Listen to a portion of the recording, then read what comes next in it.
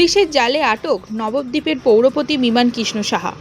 Police নিয়ে যাওয়ার সময় তৃণমূল পৌরপতি বিমান কৃষ্ণ সাহাকে জুতো জলের বোতল ছুড়ে সাধারণ মানুষ।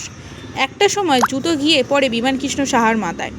সরকারি ত্রাণ সামগ্রী চুরির অভিযোগ ওঠে বিমান কৃষ্ণ সাহার নামে। সেই সময় সংঘর্ষে পড়তে হয় তাকে। উত্তেজিত জনতা তাকে লক্ষ্য করে ছুড়ে মারেন জুতো। যদিও আটক করে নিয়ে যাওয়ার সময় সাংবাদিকদের মুখোমুখি হয়ে তিনি অভিযোগ স্বীকারও করেন।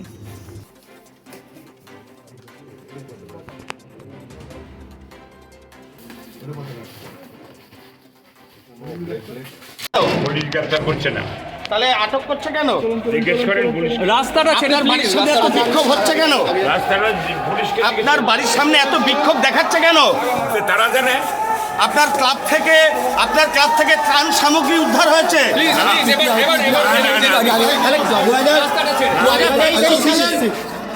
আপনি বালি চুরি করেছেন? না।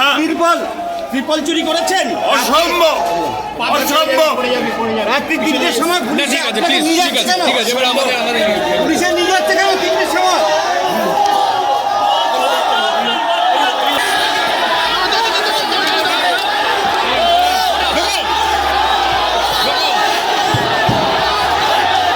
কেন?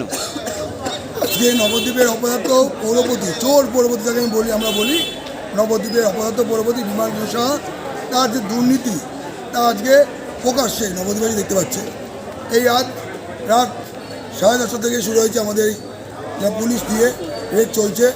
প্রায় 2023, 24 এবং 25 সালে তন্তুজ সমবায় যে আছে এগুলো কম্বল, তিরপল এবং আরও অন্যান্য জিনিস, কাপড়, সেগুলো না ঘরে মজুত করে রেখেছে, যেগুলো সাধারণ মানুষকে দিয়ে দেওয়ার কথা এটা দেয়নি।